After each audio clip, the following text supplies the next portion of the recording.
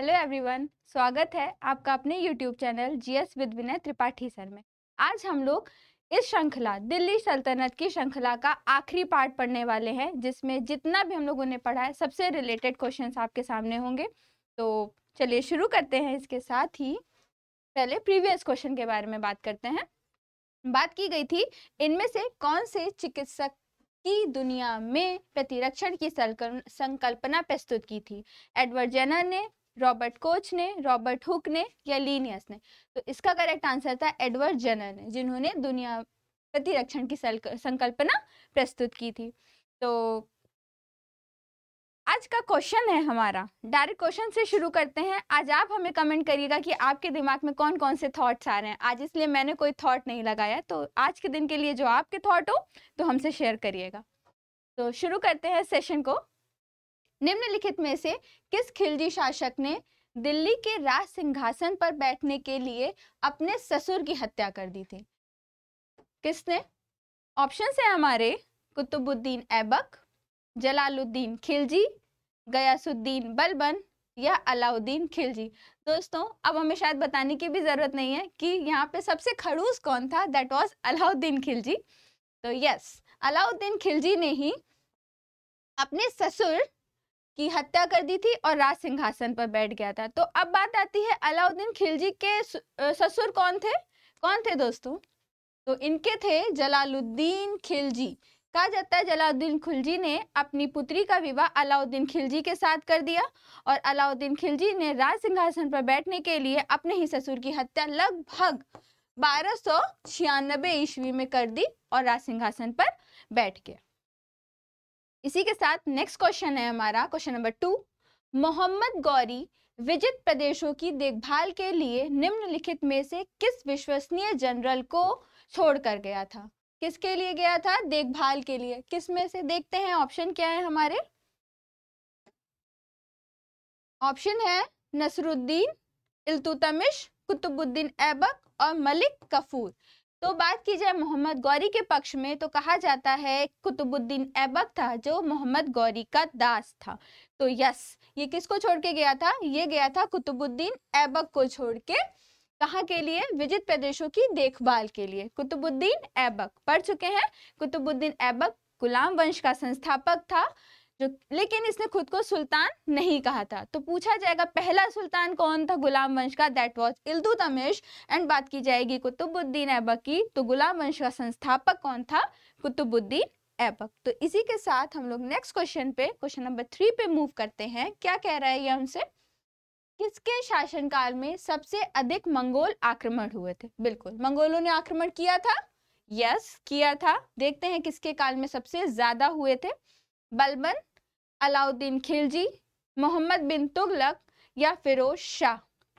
तो दोस्तों, बात की जाए अगर सबसे अधिक मंगोल आक्रमण, तो वो हुए थे अलाउद्दीन खिलजी के काल में।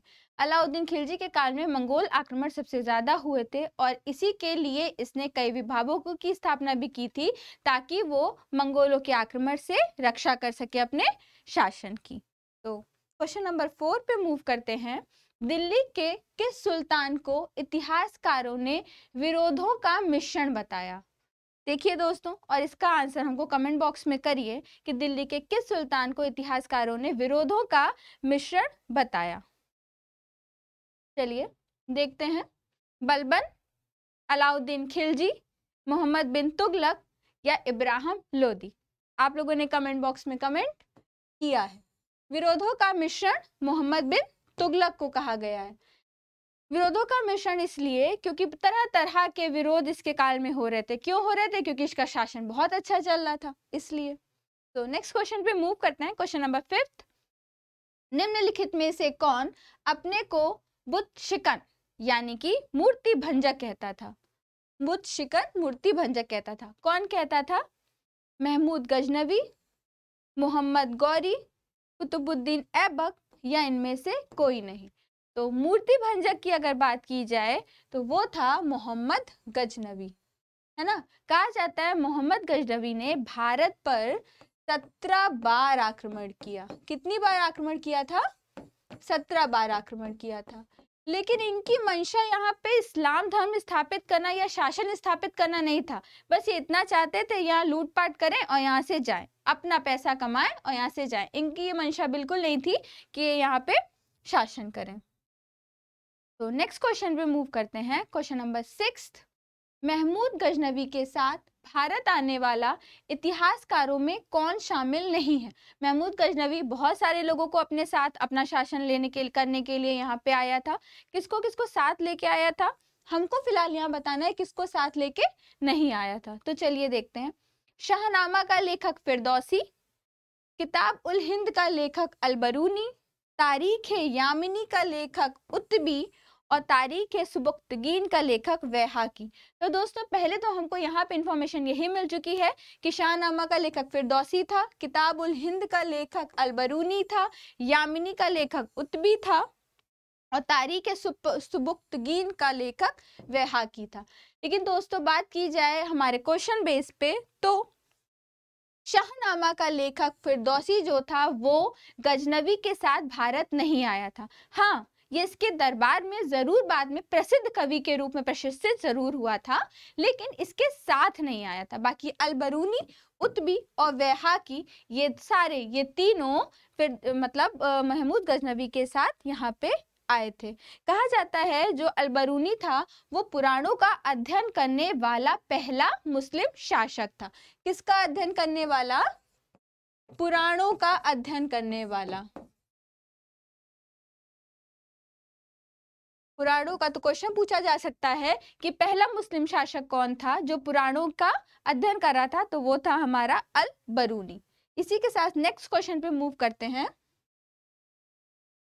क्वेश्चन नंबर 7, वह रोमन सम्राट अगस्टस की भांति सावधान था, वह दूसरों की तरह शक्तिशाली ना लगे और दूसरों के स्तर से अधिक ना लगे।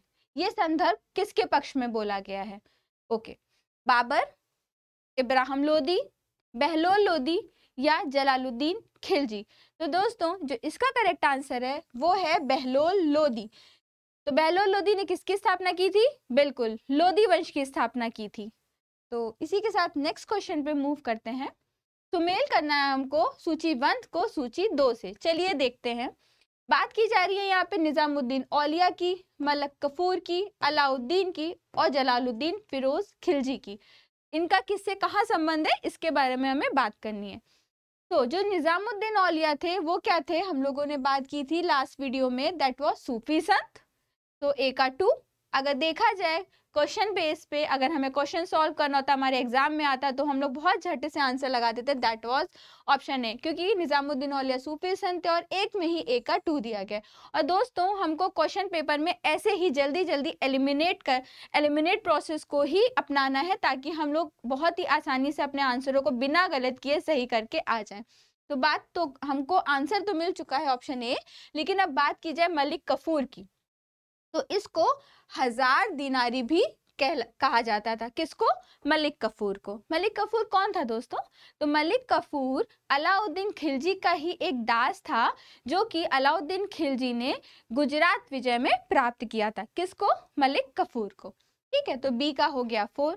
अलाउद्दीन की बात की जाए तो बिल्कुल नियंत्रित दाम और राशन की शुरुआत किसने की थी? अलाउद्दीन खिलजी ने की थी।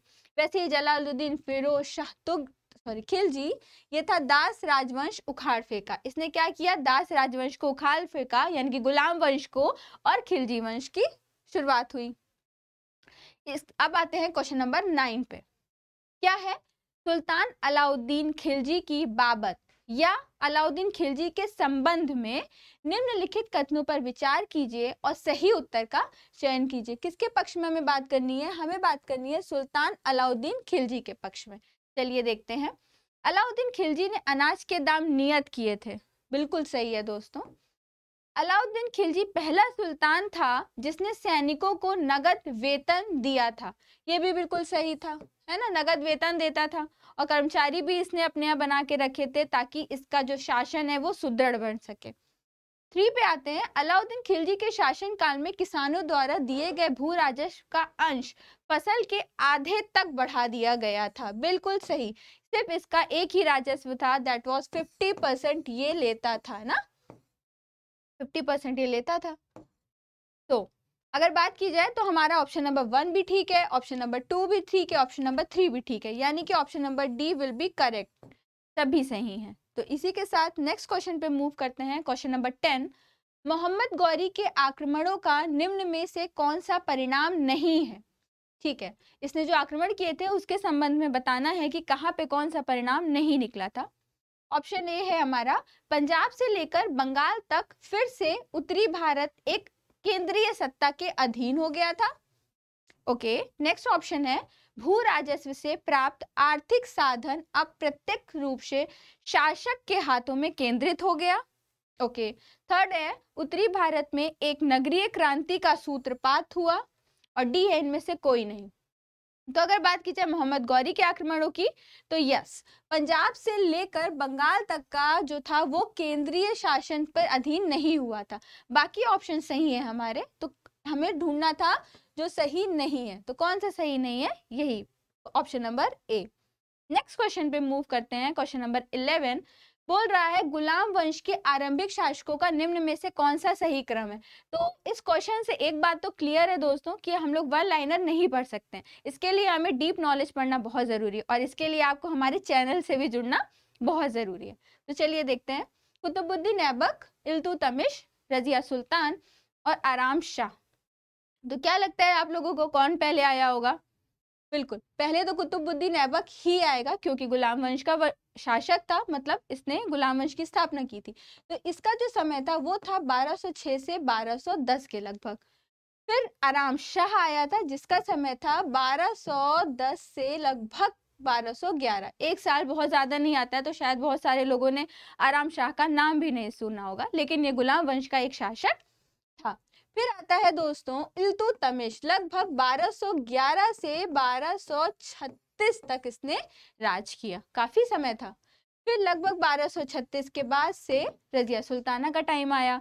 तो अगर ऑप्शंस के हिसाब से बात की जाए तो पहले आया कुतुबुद्दीन ऐबक, फिर आया आराम शाह, यानी कि पहले आया 1 देन आया 4। तो कहाँ है हमारा ऑप्शन? ये, यस वी गॉट इट। क्या है? 1 4 2 3, कुतुबुद्दीन ऐबक, देन आराम शाह, देन इल्तुतमिश, देन रजिया सुल्ताना।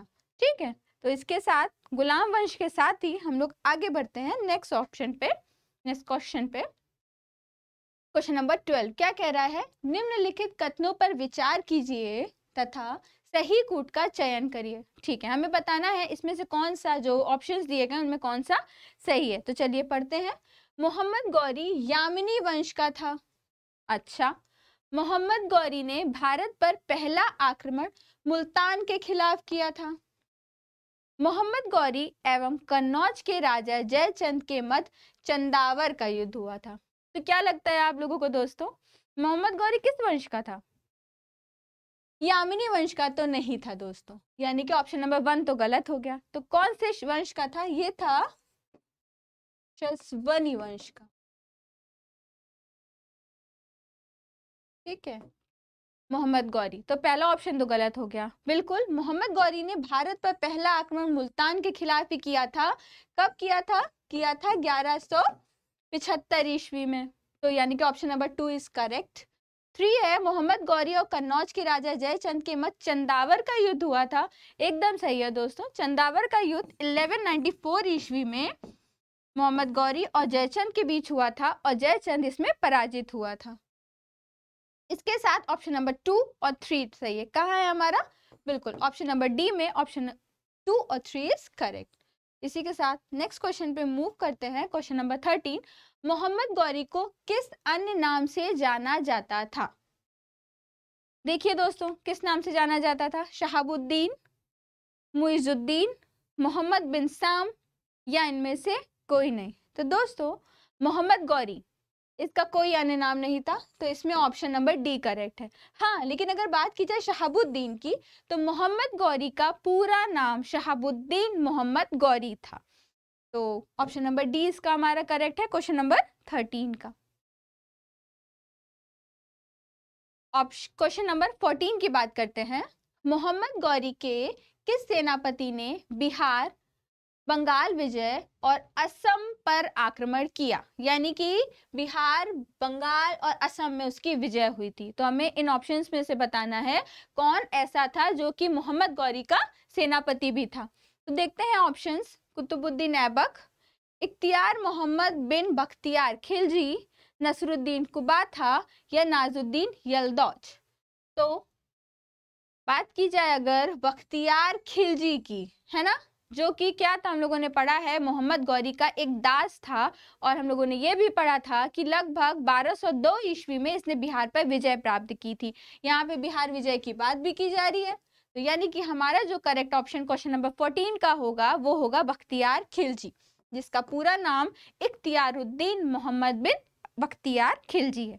इसके साथ क्वेश्चन नंबर 15 पे मूव करते हैं। अलाउद्दीन खिलजी के आक्रमण के समय देवगिरी का शासक कौन था? कुछ याद आया दोस्तों देवगिरी से? तो कमेंट जरूर करिएगा। चलिए देखते हैं। रामचंद्र देव, प्रताप रुद्र देव, मलिक काफूर या राणा रतन सिंह। तो अलाउद्दीन खिलजी के आक्रमण के समय देवगिरी का शासक रामचंद्र देव था। देवगिरी क्या था? देवगिरी वो था जहां से अलाउद्दीन खिलजी ने अपनी राजधानी स्थानांतरित कर दी थी। कहां से की थी? दिल्ली से। कहां कर दी थी? देवगिरी कर दी थी, जिसको दौलताबाद भी कहा जाता है। इसके साथ 16 क्वेश्चन पे मूव करते हैं। तबकात-ए नासिरी का लेखक कौन था? शेख जमालुद्दीन, अलबरूनी, मिन्हाज उल सिराज या जियाउद्दीन बरनी। तो दोस्तों क्या ये क्वेश्चन का आंसर देना मुझे जरूरी है? हम लोग अभी पढ़ चुके हैं।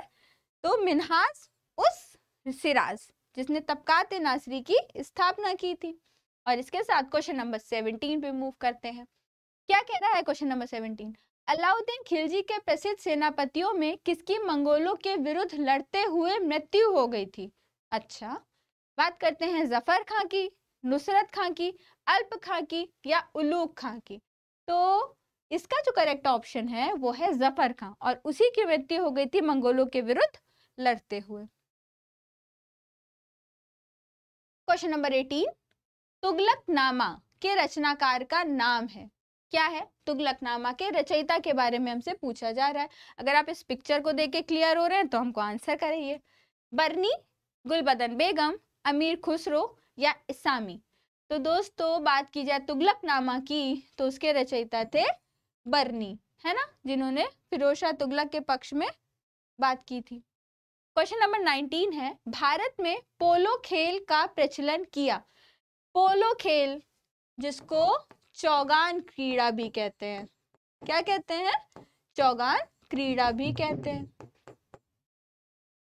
तो क्या था भारत में पोलो का प्रचलन किसने किया था? यूनानियों ने, अंग्रेजों ने, तुर्कों ने या मुगलों ने? तो जो भारत में चौगान क्रीड़ा या पोलो खेल का प्रचलन किया था वो तो किया था तुर्कों ने।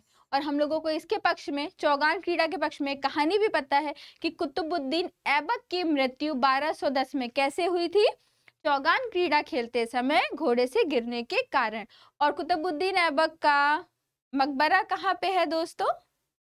बिल्कुल लाहौर में, है ना, वहीं पे क्रीड़ा खेलते हुए इनकी मृत्यु हुई थी।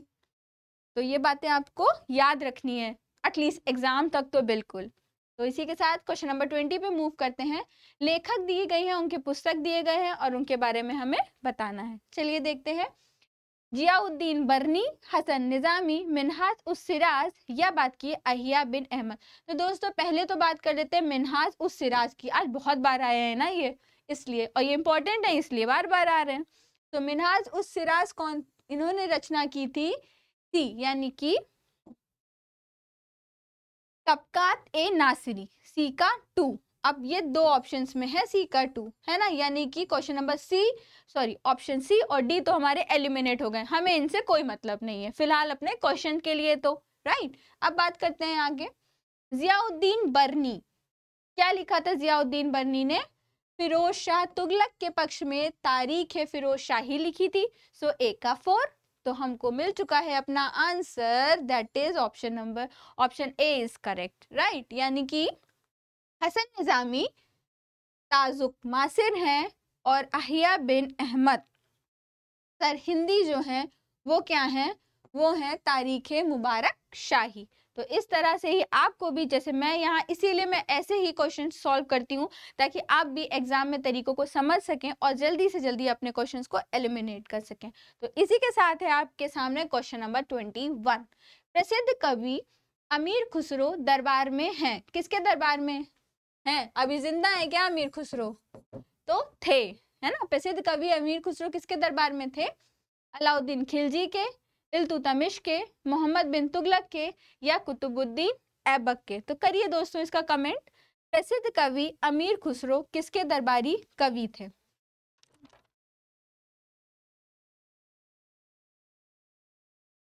तो कौन था?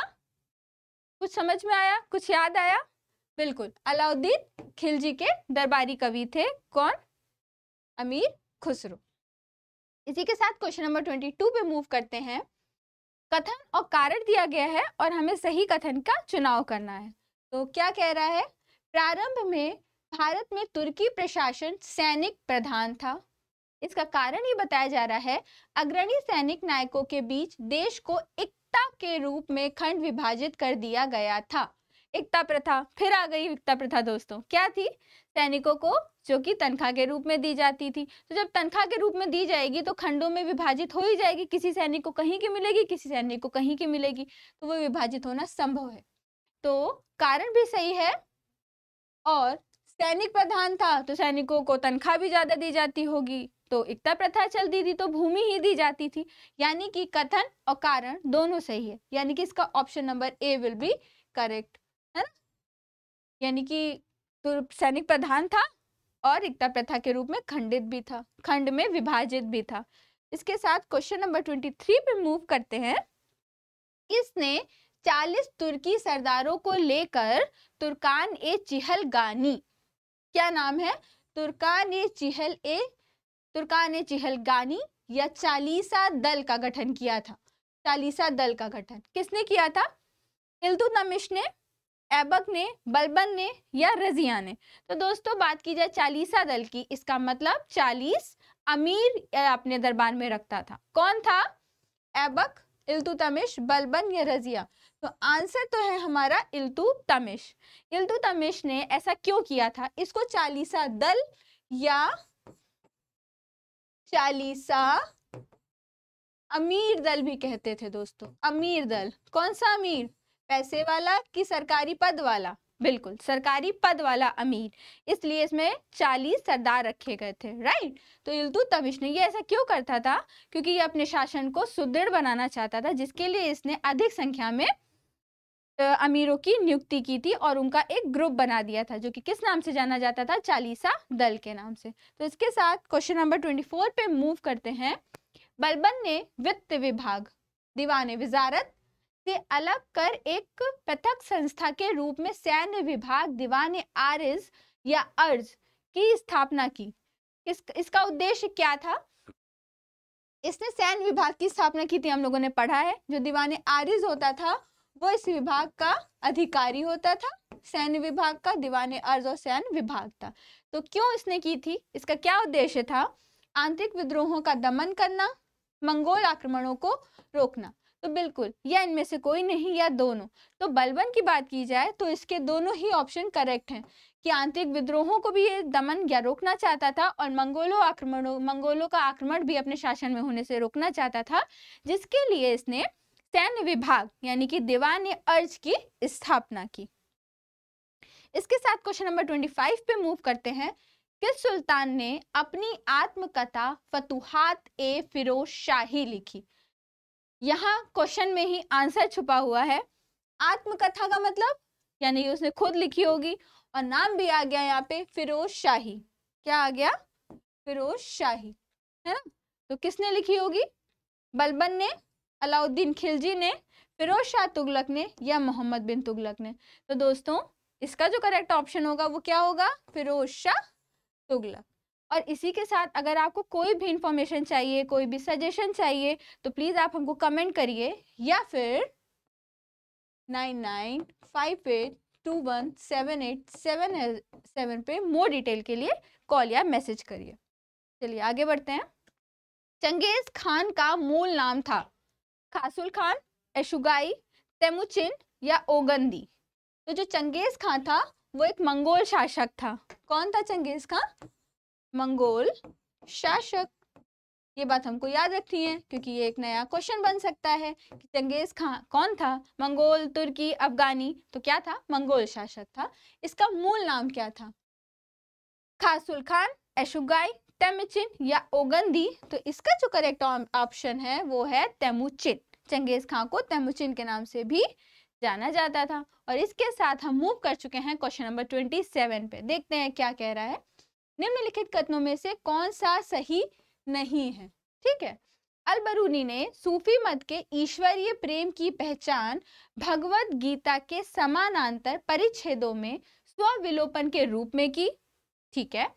अल-बरूनी के अनुसार आत्मा संबंधी सूफी सिद्धांत पतंजलि के योग सूत्र के सिद्धांत के समान थे। ऑप्शन सी, सूफी मत पर हठ योग के अमृत कुंड का स्थायी प्रभाव पाया जाता है। या ऑप्शन नंबर डी है हमारा, योगियों के साथ हठवीरी का संवाद यह दर्शाता है कि वह मानव शरीर के विभाजन के उनके सिद्धांत से प्रभावित है। तो दोस्तों ऑप्शन नंबर ए भी हमारा करेक्ट है। उसने ये बात बोली थी कि स्वविलोपन के रूप में उसने जो सूफी संत के ईश्वरीय प्रेम था उसने भगवत गीता के समानांतर उसकी बात की थी। बात की जाए योग सूत्र के सिद्धांत की तो उसने ये भी कहा था कि जो पतंजलि का योग सूत्र है वो सूफी सिद्धांत के समान है। उसने ये भी कहा था कि सूफी मत पर कि हठ योग के अमृत कुंड का स्थायी प्रभाव किस पर है? सूफी मत पर है। तो ऑप्शन नंबर ए भी सही, डी बी भी सही, सी भी सही। हमको ढूंढना क्या था? कौन सा सही नहीं है। सही के साथ हमने गलत को भी ढूंढ लिया। तो यहाँ का जो करेक्ट ऑप्शन है वो है ऑप्शन नंबर डी। ठीक है। इसके साथ हम लोग क्वेश्चन नंबर 28 पे मूव करते हैं। बात है अलाई दरवाजे की। अलाई दरवाजा निम्न में से किसका मुख्य द्वार है? इसके पक्ष में, अलाई दरवाजे के पक्ष में हम लोगों ने ये बात की थी कि इसमें पहली बार घोड़े के आकार के नाल जैसी आकृति का प्रयोग किया गया था। किसमें? अलाई दरवाजे ने। किसके द्वारा बनवाया गया था दोस्तों अलाई दरवाजा? बिल्कुल, पहले बात कर लेते हैं अलाई दरवाजे की ही, जो कि बनवाया था अलाउद्दीन खिलजी ने। ये हम लोग को बात याद रखनी है। अब क्वेश्चन पे आते हैं। तो किसका मुख्य द्वार है अलाई दरवाजा? जमात खाना का, मस्जिद का, सीरी का, कुतुब मीनार का, या इनमें से कोई नहीं? तो अलाई दरवाजा अलाउद्दीन खिलजी ने कुतुब मीनार के पास बनवाया था। तो अलाई दरवाजा कुतुब मीनार का ही मुख्य द्वार है। ठीक है। इसके साथ हम लोग क्वेश्चन नंबर 29 पे सेकेंड लास्ट क्वेश्चन पे मूव कर चुके हैं। निम्नलिखित घटनाओं पर विचार कीजिए तथा इन्हें काल क्रमानुसार व्यवस्थित कीजिए। कुछ घटनाएं दी गई हैं, उनके काल पता होने चाहिए और उसके आधार पे हम लोग कूट की सही पहचान कर सकते हैं। मोहम्मद तुगलक द्वारा राजधानी का स्थानांतरण, अफगान षड्यंत्र, जलालुद्दीन खिलजी की हत्या और तराइन का युद्ध। तो दोस्तों बात की जाए अगर तो तराइन का जो द्वितीय युद्ध था वो लगभग 1192 ईस्वी में हुआ था। बात की जाए अलाउद्दीन खिलजी की हत्या की तो अभी हम लोगों ने बात की थी लगभग 1296 ईस्वी में जलालुद्दीन खिलजी की हत्या किसने की थी? उसके दामाद अलाउद्दीन खिलजी ने कर दी थी। क्यों की थी? बिल्कुल सिंहासन पर बैठने के लिए। अफगान षड्यंत्र की बात की जाए तो लगभग 1325 ईस्वी की बात है। और फिर बात की जाए मोहम्मद तुगलक द्वारा राजधानी का स्थानांतरण, वो भी लगभग 1325 तक ही था। तो ऑप्शन क्या करेक्ट होगा? तो पहले तो ऑप्शन नंबर 4 विल बी। तो ये किसमें है? पहला ऑप्शन ए में है। तो यानी कि हमको मिल चुका है इसका आंसर ए। राइट। पहले घटना ये घटित हुई, फिर घटना ये घटित हुई, फिर घटना घटेगी ये, और फिर घटेगी ये। इसके साथ हमारा ऑप्शन हो गया ऑप्शन नंबर ए। तराइन का युद्ध किसके बीच में हुआ था? तो 1192 ईस्वी में इब्राहिम लोदी और, आप बताइएगा हमको किसके बीच में हुआ था तराइन का द्वितीय युद्ध? कमेंट में जरूर बताइएगा। और इसी के साथ क्वेश्चन नंबर 13 पे पहुंचते हैं। 30 और लास्ट क्वेश्चन है हमारा, निम्नलिखित युग्मों से सही युग्म का चयन करना है। किसका? सही का। एक तरफ राजा दिया और एक तरफ उसके ग्रंथ दिए और इससे संबंधित हमें ग्रंथों की बात करनी है। कौन सा ऑप्शन सही है? चलिए देखते हैं। कृष्णदेव राय इनके द्वारा सम्रांग गढ़ सूत्रधार, महेंद्र वर्मन मत्त विलास प्रहसन, भोजदेव मानसोल्लास और सोमेश्वर अमुक्त माल्यद। तो दोस्तों अगर बात की जाए महेंद्र वर्मन द्वारा तो बिल्कुल ये ऑप्शन हमारा सही है। मत्त विलास प्रहसन की रचना महेंद्र वर्मन ने की थी। बाकी राजा और ग्रंथों की बात कर लेते हैं। कृष्णदेव राय ने अमुक्त माल्यद की रचना की, महेंद्र वर्मन ने मत्त विलास प्रहसन की, भोजदेव ने सम्रांगगढ़ सूत्रधार की और सोमेश्वर ने मानसोल्लास की रचना की। ठीक है, लेकिन इसके लिए जो सही युग्म था वो था हमारा ऑप्शन नंबर बी। ठीक है, और इसी के साथ हमारा आज का सेशन खत्म होता है। स्टार्ट तो हो चुका और खत्म भी होने वाला है। तो होप आप लोगों को ये वीडियो बहुत अच्छे लग रहे होंगे और अब आगे के जो वीडियो आएंगे वो मुगल प्रशासन पे आएंगे, क्योंकि हम लोग दिल्ली सल्तनत खत्म कर चुके हैं और काफी कुछ आप लोगों का तैयार भी हो चुका होगा। इसी के साथ आज क्वेश्चन ऑफ द डे है हमारा, थायराइड ग्रंथि थायरोक्सिन नामक एक हार्मोन का उत्पादन करती है। किसका? रक्त में ग्लूकोज के स्तर को नियंत्रित करती है, अंडोज स्तर को नियंत्रित करती है, उपापचयी दर को नियंत्रित करती है या गर्भावस्था को बनाए रखती है। तो हमारा इसका आंसर कमेंट बॉक्स में जरूर करिएगा। तो अगर आपको ये सेशन अच्छा लगा please like share and subscribe. Thank you.